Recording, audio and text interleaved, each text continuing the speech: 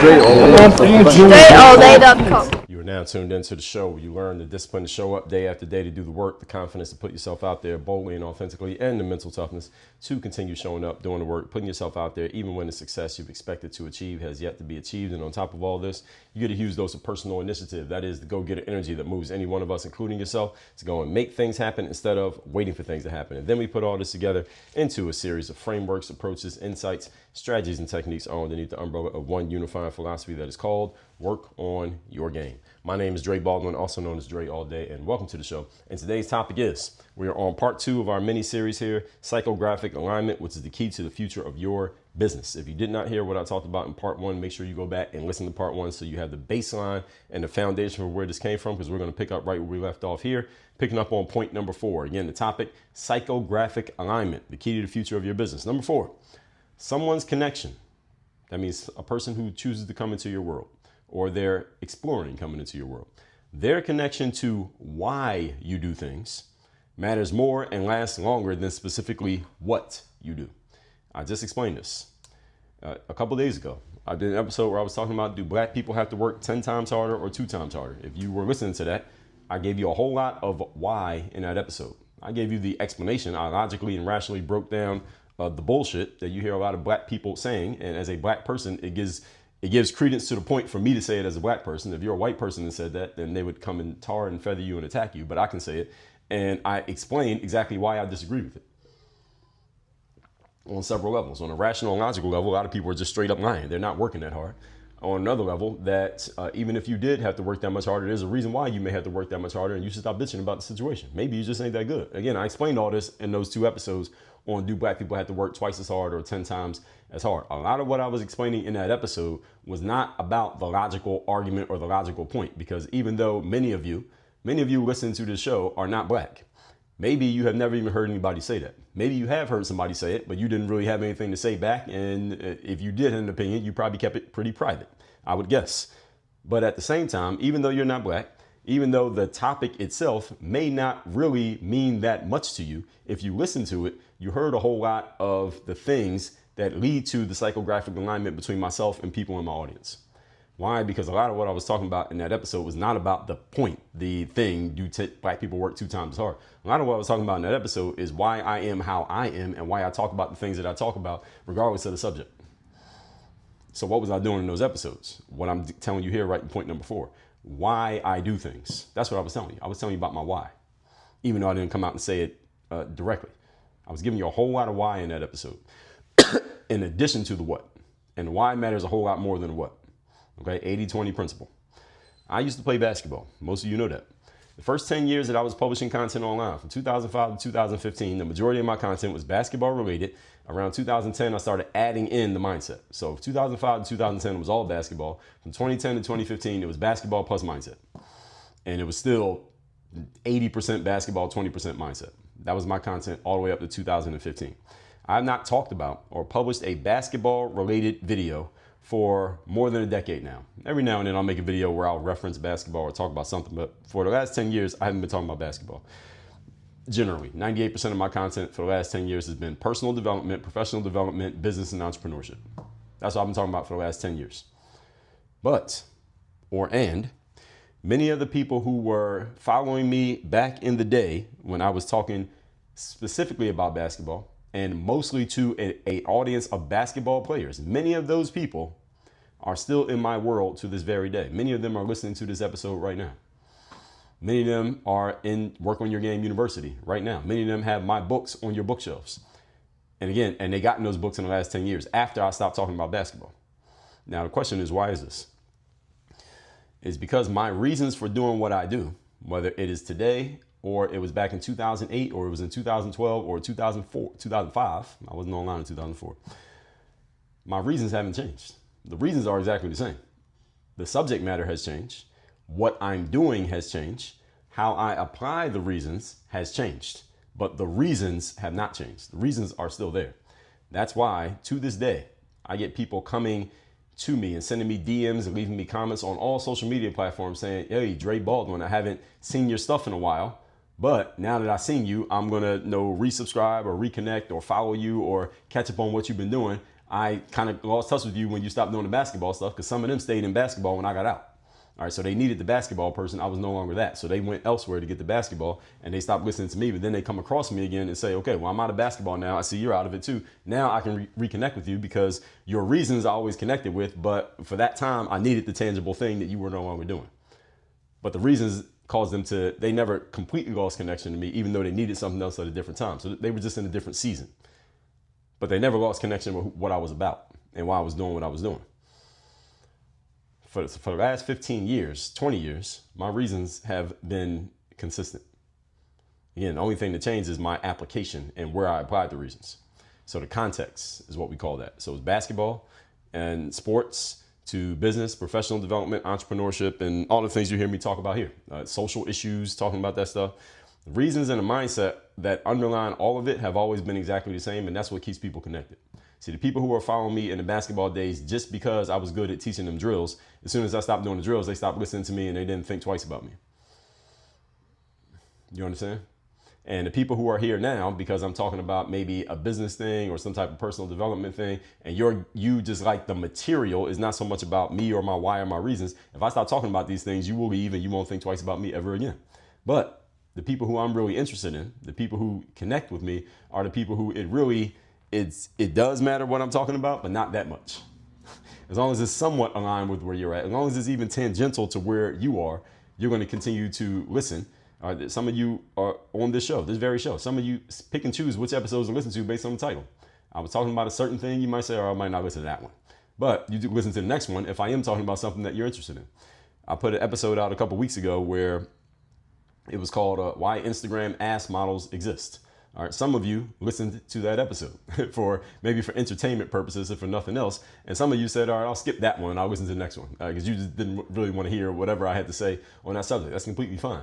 But it's not like you said, Dre did an episode that I'm completely not uninterested in. I'm never going to listen to him again. None of you did that. That's what, when you have the right alignment, this is the way it works. This is why someone who was in business and has always been in the professional world and never played a sport in their lives, now some of you listen to this, you can be connected to my message the same way as someone who's played sports their entire life, played in college, maybe played pro basketball or a pro sport period. I have athletes from all different sports in my audience, and now they want to transition into the professional world that they haven't even spent much time in. I have both of these people in my audience. Those of you who've been professional since you got out of school, and those of you who just started getting into the business professional world outside of sports after you got done playing sports. How do I have these two people next to each other? The reason why is because the foundation of my approach applies to both of them equally.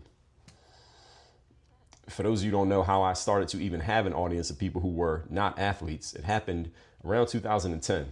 I was making the basketball videos, as I told you, and the basketball players who were following me started asking me questions about mindset because they realized that they needed, for two reasons. Number one, they realized they needed mindset to help them apply the basketball skills in the games and on the court. So they were realizing there was a gap between their skill set and their application of the skill set. And they believed mindset was the key to that. So they started asking me about it because they would hear me talk sometimes in the comments, or every once in a while I would do these commentary videos explaining myself. So they felt like I might be able to explain it. And the other reason why they were asking is because I was putting out content every day before it was cool to put out content every day. And they could see I was in the gym every day practicing and training. And a lot of players wondered, damn, I want to practice and train every day like that, but I seem to not have the drive, the discipline, the motivation to do it. But this guy's doing it. How can I get that? So they started asking me, what was it that kept me coming to the gym every day to work out? Because I was putting out videos every day, and they could see every day I was putting out different videos. I'm in different clothes. Like this guy, it's not like he recorded a bunch of videos one day and just put them out. This guy's in the gym literally every fucking day. I was in the gym every day. And they started asking me about that. What is it that leads you to doing that? So I started talking about the mentality that is the foundation of the way that I think. And I didn't think there was anything special about it because I thought everybody thought that way. I thought everybody understood if you want to be a pro at something, you probably got to put the work in every day and be consistent and don't just jump around. And you got to be consistent. You got to believe in yourself. You're going to go through challenges. You got to keep going, and you got to be a self-starter and move yourself to action and not wait for somebody else to give you the cue to do something. I thought that was just a normal way of thinking. But when I started putting it out there, people said, I've never heard anybody talk about it this way. I've never heard anybody talk about that, period. This is really useful. Not only were the basketball players saying that to me, but people who didn't play basketball started coming to me and saying, Dre, I don't even play basketball. I don't play sports at all. But the way that you talk about mindset is unique and it's useful, and I appreciate what you're sharing. That planted a seed in my mind hey, I can take this mindset stuff that I'm using in sports and I can talk to people who don't play sports. Now, why does that matter? Because why couldn't I just keep doing basketball? I mean, I could, to this day, still be talking about basketball if I wanted to. I don't have to be playing anymore. I could be a trainer. I could be a coach. I could be an analyst. Why did I transition out of the basketball space? Let me tell you why. Because I knew, even when I was playing, that I had more to offer to the world than just talking about sports. So this whole more than an athlete thing that you see people talking about, I never call myself more than an athlete because, first of all, I just think that that phrase is fucking corny. If you're more than an athlete, you don't have to announce it. Like, do I have to announce to you that I'm more than an athlete? No, you just look at what I'm doing. I don't even have to tell you that I used to be an athlete. If you have found out about me in the last 5 years, only reason you know that I used to play sports because I told you. But if I didn't ever mention it, you wouldn't even look at me and guess that I used to play sports. Why? Because I don't talk about sports. I don't need to. So I don't have to tell you that I'm more than an athlete. The point being is that I always knew I had more to offer to the world than just talking about sports or playing sports. And I also knew I didn't want to be a coach or a trainer or an analyst when I got done playing. I did not want to stay in basketball. I wanted to step into the business world outside of basketball, and I needed a segue between sports and the rest of the world. And that segue, again, the light bulb moment was when people who didn't play sports started saying to me, Dre, the way you talk about mindset is applicable to me, and I don't play sports. I didn't know people who didn't play sports would care about it. Actually, I wasn't even considering that. When I started putting out mindset videos, I used to do this video called The Weekly Motivation. I did it every Monday for about 400 Mondays in a row. And when I started putting those videos out, I was doing it for the athletes because they were the ones who asked for it. And I wasn't thinking if this applied off the court. I didn't care if it applied off the court. But many of the things that I would talk about them in a way that you didn't have to play sports to understand it. And I would often tell people, hey, these things that I'm telling you, yes, I'm talking about sports, but you could use this outside of sports. All right, the same way you need confidence to go play a game in front of 500 people when you're used to practicing in front of nobody, you need that same amount of confidence to go stand on a stage and give a speech. You need the same amount of confidence to be in the mall and see a cute girl and walk up to her and try to get her phone number. It's the same confidence you need on basketball court, you need off the court. And I would drop those hints every now and then. And this is how people who didn't play sports started to say, hey, this stuff can apply off the court. And what also happened, let's keep in mind, most basketball players do not play in college, let alone do they play professionally. Most players are trying to get to that level, but they get to a point where they realize it's not going to happen and they start moving on to other aspects of life. So a lot of the basketball players who are following me were telling me, Dre, hey, this stuff applies in life the same way it applies on the court. And again, as I kept hearing that, eventually it told me, okay, this is what I'm going to do.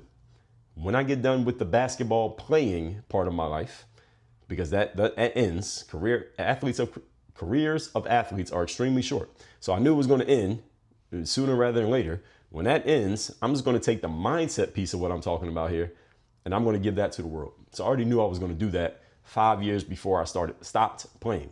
So my transition from athlete to entrepreneur was much smoother than that of the average athlete because I was already working on my next phase for 5 years before I had to step fully into the next phase.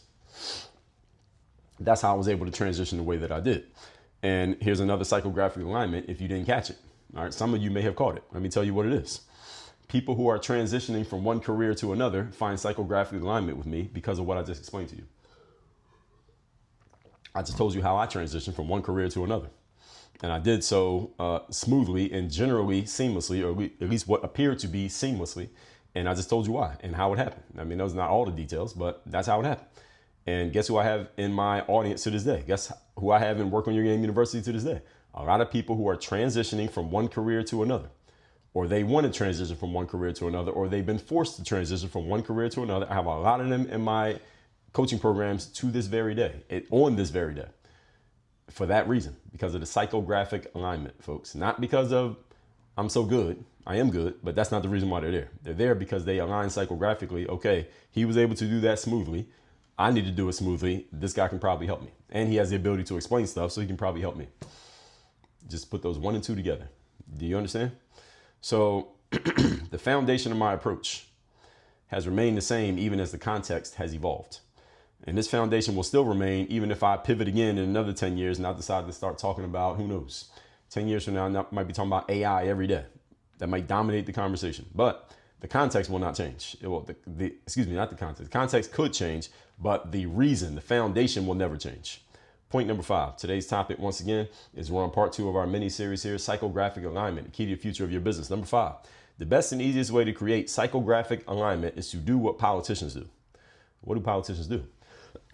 Excuse me. If you did not hear my episode of where I told you how to market like a politician. That was episode number 2326. What politicians do so expertly, and they always do this, and they do it damn near every time that they speak. If you listen to politicians, and it doesn't even have to be the president. This can be the vice president. This can be a congressperson. They all do it. Is they draw a clear line between what they stand for and what their enemy allegedly stands for. This is what politicians do all day, every day. Now, to be clear, a lot of times when politicians are doing this, they are being hyperbolic. They are exaggerating the facts, and sometimes they're just blatantly lying. They'll say, we're about saving taxpayers' money, while this side is all about only saving money for billionaires. That's usually a lie. But they will say it, and they will be hyperbolic about it. Why? Because it draws a clear line between who they are and who the enemy is. And why does that matter? Because when there's a clear enemy for a group, the people who are supporting the group against the enemy are more likely to take action, i.e. vote for the congressperson who's going to be up for election in a few months. That's why they do it. And this is great strategy. Again, it can be annoying when you realize that a lot of them are lying and they're being hyperbolic and they're taking facts and kind of stretching them a little bit out of proportion. Again, all politicians do it. The Democrats do it. The Republicans do it. They all do it. And this is part of the game. And I'm telling you that one of the best and easiest ways to create psychographic alignment between you and people in your audience is for you to do the same thing.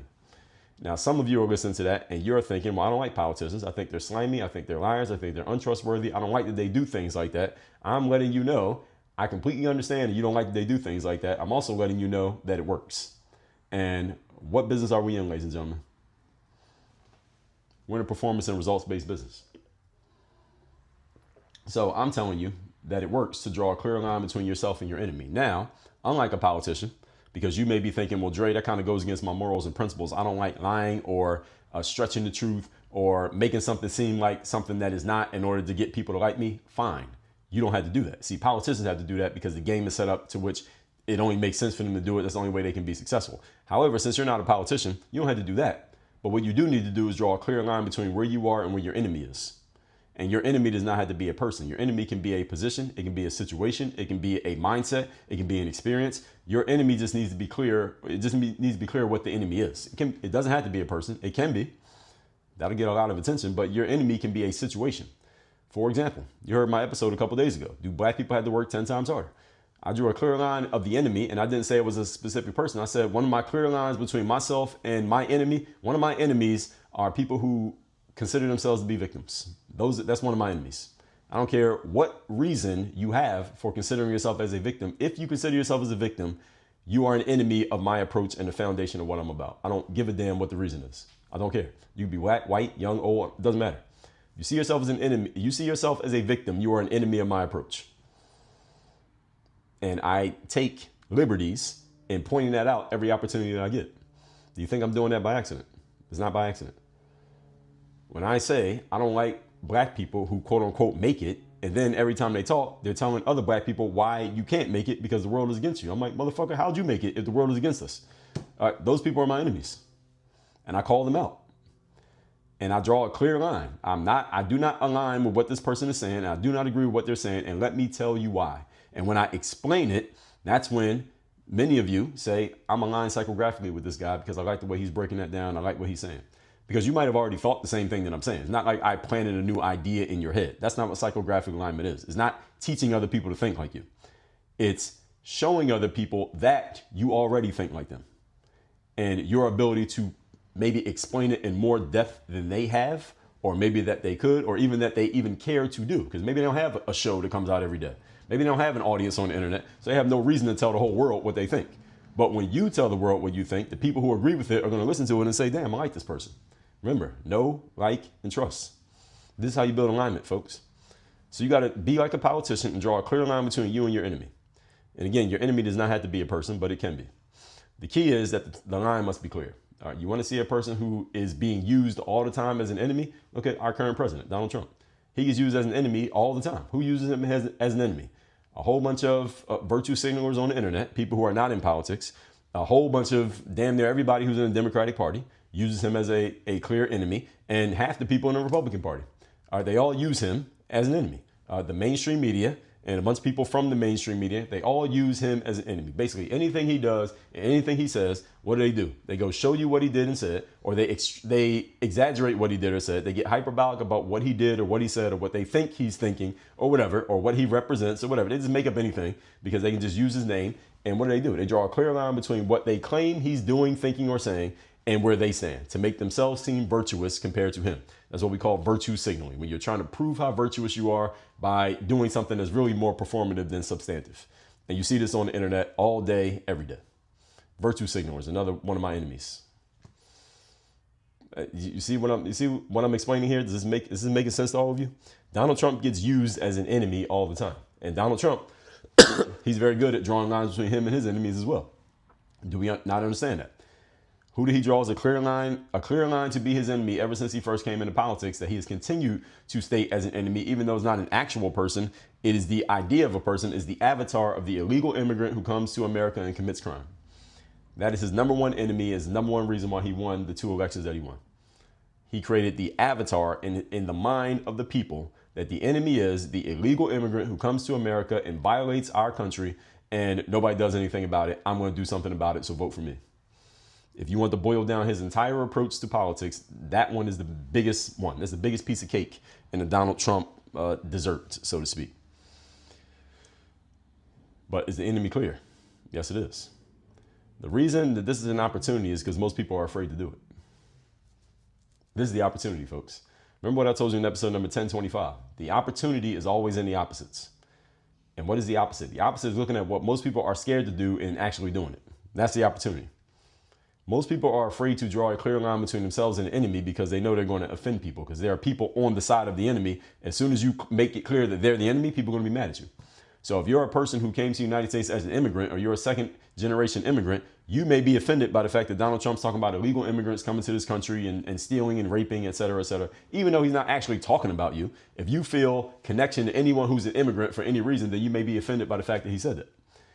At the same time, you may be an immigrant who's come here, or you're a second immigration immigrant, and you know you do the right things and you follow the laws, and you do everything by the book, and you know there are immigrants who violate, and you don't like the fact they violate because it makes people like you look bad. When Donald Trump comes out and says what he says, you like it because he's drawing a clear line between the immigrants who do things the right way and the immigrants who do things the wrong way. So 2 immigrants, demographic alignment, can have completely ideas about Donald Trump based on how they choose to receive his message. Do you understand? So this is why drawing a clear line, again, is an opportunity. At the same time, some people are not going to like it. So the question is just, are you willing to do this? Because it takes some balls to do this. It takes some balls to come out and call out a group, knowing that since most people don't have the depth of knowledge to really think, and most people don't want to think. I told you 3 truths about human beings. They don't think, they don't read, and they're lazy. Is that when you start calling out a group, there are people who will misconstrue your message and take offense, even if you're not actually talking about them. When Donald Trump comes out and says we're going to get rid of diversity, equity, and inclusion, there's a bunch of black people who took offense to that, even though you have never taken advantage of diversity, equity, and inclusion policies. Why do you care? Why are you offended by that? He's not talking about you. If you earned your position, then you have no reason to be offended by that. When he said he's getting rid of DEI, I was not offended. Why? Because I don't need no fucking DEI. I don't need DEI to get a job.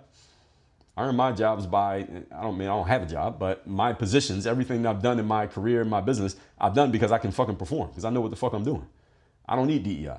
And I detest black people who go around thinking or claiming that they need DEI to get an opportunity. No, you don't. You need some game to get opportunity. I told you that. 12 work on your game commandments. Commandment number 13, there's actually 13 of them, is you got to have some game. You can do everything right. If you can't fucking play, you ain't getting on. You ain't getting in the game. That's how it works. And if you need some governmental policy to be installed in order for you to get an opportunity, my assertion is you ain't got that much game. That's how I feel. Now, are there times when someone could have a ton of game and they still get blocked because of the good old boys network and the white people only want to hire white people? Is that possible? I would say absolutely yes, it is. Yes, that's possible. Has that ever worked against me? Probably. I don't even know. Are there times that I probably didn't get called for an opportunity because the person in charge was white and they wanted to hire a white person, and even though they thought I was good, they said I'm going to hire a white person instead, and they never even called me. I never even knew that happened. Is it possible that that has occurred in my career? The answer is yes, it is very possible. Do I know? No. But is it possible? Yes. Am I mad about it? No. I've already explained this to you. All right, this is the game. The game is not an even playing field. There is no level playing field in life, ladies and gentlemen. There is none. Only place you're going to find a level playing field, the closest you're ever going to get to it is playing sports. If you haven't played a sport, or you're too old to play a sport or to pick up a sport, forget about a level playing field. You will never have one. All right, it ain't happening. Your job is to find out where the field is tilted in your favor and plant your flag there. That's the strategy. Not to stand somewhere where it's tilted against you and complain about it. What are you doing? It's like a kid spilling their ice cream cone and just standing there crying about the melting ice cream. Why don't you just go back to the stand and buy another fucking ice cream cone? That's what you should do. But a lot of people don't do that. And you see what I'm doing right now. I'm going on a tangent, on a little bit of a mini rant that is not even the actual point that I'm trying to make here. But again, I'm doing this. I'm not even doing it on purpose. But now that I'm cognizant of it, I'm pointing this out to you. This is where the psychographic alignment comes from when I do things like what I just did. And again, I didn't even do that on purpose. This is just the way that I talk. If you listen to the show, you know that. So what happens with a lot of people is they try to play the middle. They try to straddle the fence on every subject and try to not offend people. The problem with this is that you can never create a deep enough connection with anyone when you do that, when you're trying to play both sides, or you're just trying to play the middle and not talk about certain things because you don't want to offend anybody. If you play the middle, I guarantee you will not offend anybody, but it doesn't mean you create any level of success either, because you're not going to have anybody who aligns with you deeply enough to stay around and go as deep as possible into your world, because they don't know who you are as a person or who your brand is or what you're really about. What you can get is a lot of surface level fans and followers when you do this, who will like you for as long as you're useful.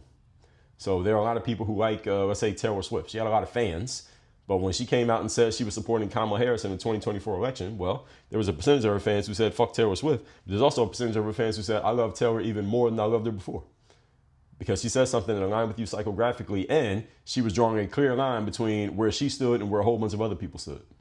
She created enemies, but for every enemy she created, she also created 10 fans, raving fans. That's what happens when you decide to get off the fence. The issue is a lot of people don't want to deal with those people who end up not liking you because you declared your position. I understand you. I'm not even telling you that you're wrong. I'm just telling you what happens when you do it and what happens if you don't do it. You can decide what you want to do. And the problem is, if and when someone comes along and connects with you on a psychographic level, they will drop you very quickly if you don't connect with them. Or if you don't connect, but then somebody else does connect, that person will leave you and go to the person they connect with. Because psychographically, they're more aligned with them than they are with you, because you never told them where you stood psychographically. You're holding it back. People's psychographic, emotional, and spiritual connection to a message is much stronger than any logical or rational connection, regardless of what it is. And you're hearing this from a person who is super logical. Even I understand this. So who are your enemies? What are your enemies? What are you solidly against? What do you hate? What do you stand for? What is completely unacceptable to you? Even Tony Robbins, who I mentioned in the previous episode, Tony Robbins, as a person who's generally been pretty apolitical most of his career. Most of the time, he doesn't really talk about things. But if you've heard him talk over the last 5 years, he has made it very clear. He's talked a lot of shit about the COVID handling in the United States of America. He's talked a lot of shit about the Democratic Party and the liberals in the United States of America. He usually doesn't talk about those things, but he has made it very clear where he stands over the last few years. And on some level, he didn't really have a choice, because he's such a big name. Eventually, people are going to force the answer out of him. But at the same time, he's also a type of person. I don't know Tony personally, but I've heard him speak enough, and I got a pretty good read on him, that he's the type of person that doesn't give a damn about offending people. I don't think he's worried about that too much. Now, I'll juxtapose that with someone else who I like listening to, Tim Ferriss. Tim Ferriss wrote The 4-Hour Workweek. That's one of the books that I credit, along with Robert Kiyosaki's Rich Dad, Poor Dad, of turning me into an entrepreneur. Kiyosaki's is more on the mindset side. Tim Ferriss is more on the application side. Tim Ferriss is a guy who staunchly has steadfastly and successfully, admirably, I may add, kept himself out of the talking about anything when it comes to social issues or politics. He pretty much stays out of it. He's pretty much stayed out of it. He's done actually a very good job of it. I actually admire the fact that he's been able to stay out of it and stay popular at the same time. Now, one thing I can say about Tim is that he does have people in his on his show who tend to lean more towards the left. I've heard people who've been on his show and say some things, and I know they lean left, certain people. And at the same time, I think he doesn't have a problem having some people on his show who maybe lean more to the right, but he doesn't ask them questions that even lead them in that direction. I know about this because I've heard people on his show who I've heard them say things on other platforms that I know where they lean. Is not because they're saying it on his. He doesn't use his platform for that. And I respect and admire the fact he's been able to do that for damn near 20 years and hasn't been pulled into the matrix of talking about social issues. I like being in the matrix of talking about social issues, but some people try to stay away from it. He's done an expert job of staying away from it, and he still has a huge fan base. So it's not impossible It's not impossible, but at the same time, he does make it clear who he aligns with and why. All you have to do is look at his catalog, look at his track record. So there are different ways of doing it, but I'm telling you the trade-offs. I'm giving you some examples. I'm telling you what works, what doesn't work. You can make your own choices. So if you are unclear on these things, your audience can't get clear on it. If you're clear with your audience that I will never talk about social issues, I'll never talk about politics, I'm only talking about this, this, and this, your audience can align with that. Because maybe some people are like, all right, everybody's talking about this social issue that's going on right now. Can I listen to somebody who's not talking about that? Okay, let me tune into Tim Ferriss. So you see that? So there's still a space there. There's an opportunity there too. There's a lane that you can ride in, but you got to be clear where you stand. That's my point. Tim Ferriss has made it very clear where he stands. That's why nobody tries to pressure him into talking about these things, because he simply won't talk about them. He's made it very clear that he won't. So people have a deep need to be part of something that they feel that not everybody's a part of. And again, there's opportunities everywhere. You just have to figure out how to exploit them. The most powerful thing that you can do in today's world is voice your opinion on a subject when many other people are afraid of voicing an opinion on a subject. And it doesn't matter what the subject is. And again, make sure you're voicing your opinion on something you actually believe in and you have real reasons for why you believe it. Don't make things up. Because there are people out there waiting for you to say something. They're waiting for someone to say what you're about to say, and they need to hear you say it in your way. I find that many would-be influencers just get nervous about stepping into this space. And I understand. At the same time, again, I'm just telling you what's going to happen if you do and what will happen if you don't. Point number 6. Today's topic, once again, is psychographic alignment, the key to the future of your business. Number 6.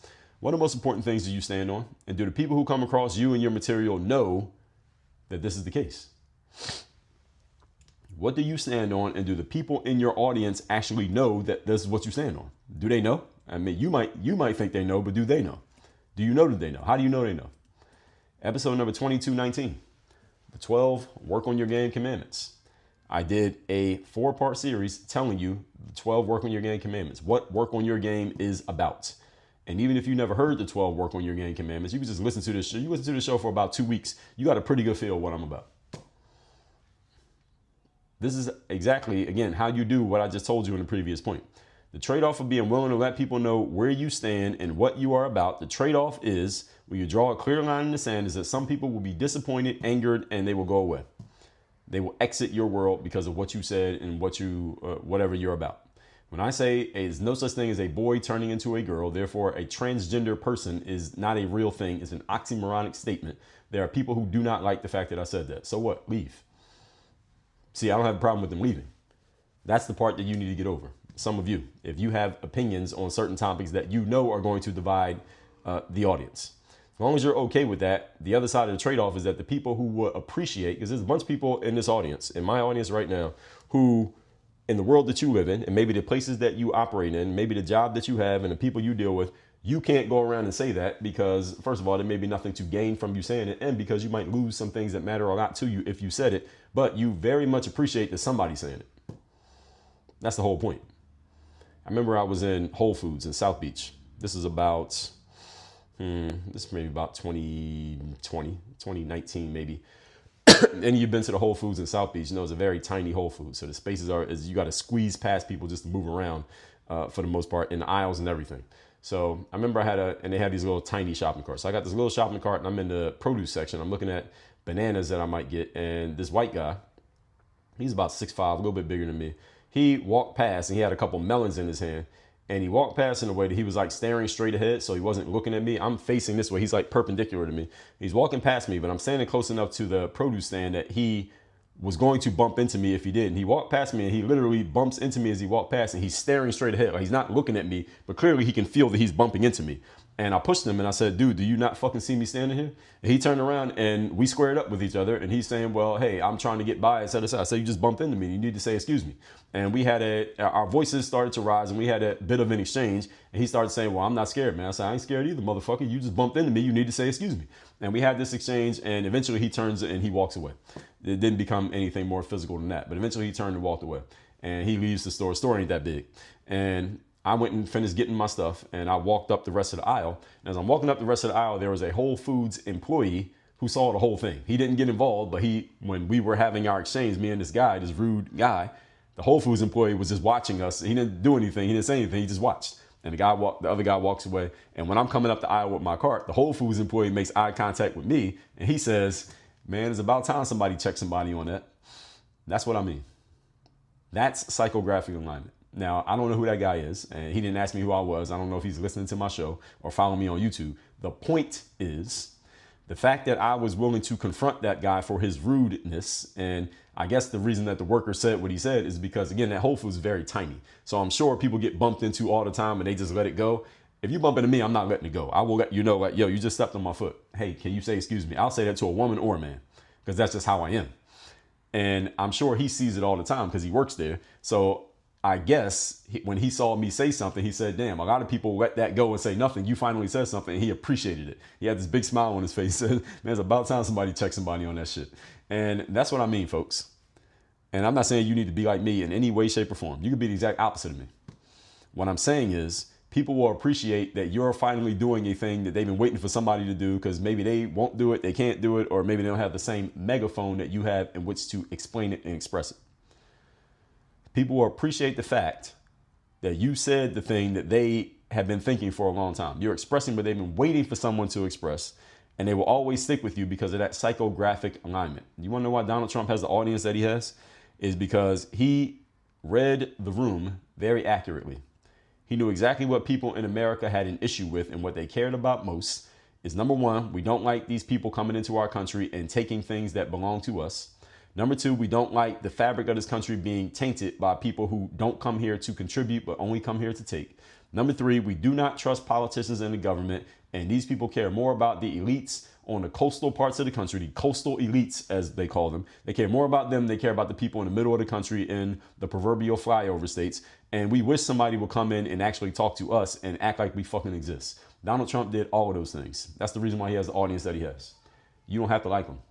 That's the truth. You don't have to like them. That is the truth. And I'm not telling you that because you need to be like Donald Trump.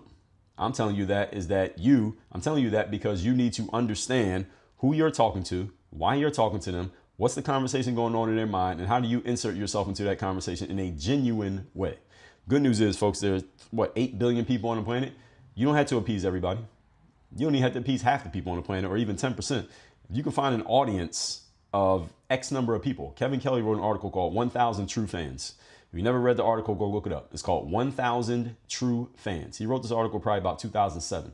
It's a classic article. I believe he wrote an updated version maybe about 10 years later. Go find that article and read it. I'm telling you that because 8 billion people on the planet, 1,000 people is a very, very, very small percentage of that 8 billion. If you can find a dedicated audience of people who are bought into what you're about and what you're doing, you put yourself in a pretty good space. You don't need the whole world. If you have a $100 a month product, whatever it may be, and you have 1,000 people who buy that product, it's $100 a month, and you have 1,000 customers, just 1,000, you'd be earning $100,000 a month. Not a year, a month. $100, 1,000 people is $100,000 a month. You can do the math on how much money that is per year, right? I'm saying that to say this. You don't need everybody to agree with you. You don't need to align with everybody. You just got to align with the right people. And trust me, if you have a voice and you have an opinion, there are at least 1,000 people out there who think the same thing that you're thinking, and they're waiting for someone like you to actually say it out loud. That is your opportunity. Recapping today's class. Today's topic, once again, part 2 of our mini-series, Psychographic Alignment, the key to the future of your business. Number 4, someone's connection to why you do things matters more and lasts longer than what you specifically do. Again, I used to play basketball. Some of you never even saw me play basketball, but you're still aligned. You're aligned with my message because the same thing I was telling basketball players is the same thing that I'm telling you. The only thing that changes is the context. Number 5, the best and easiest way to create psychographic alignment is to do what politicians do and draw a clear line between yourself and your enemy. Your enemy does not have to be a person. Your enemy could be you help entrepreneurs build up their businesses to where they don't have to work 80-hour weeks anymore, to the point that they only have to work 20 hours a week and they can take 6 months a year on vacation. That can be the enemy. The enemy is 80-hour weeks. All right, the enemy does not have to be a person. The enemy does not have to be any social group. You don't have to personally offend anybody. You just need to draw a clear line. The line must be extremely clear. That's the most important part. And number 6, what are the most important things you stand on? And do the people who come across you on your material know that that's what you stand on? Do they know what you're about? It's one thing to be about things, another thing when people know that you're about it. Because as soon as you let people know what you're about, especially if you're drawing a clear line between yourself and an enemy, some people are going to have a problem with you. Are you willing to deal with that? Are you willing to stand up to it? That's the question. All that said, folks, workonyourgameuniversity.com. You want to learn how these things can be applied in your business, in your life, on a personal level and on a business and professional level with my direct help and my direct coaching along the way. Go to workonyourgameuniversity.com. Work on your game. Dre, all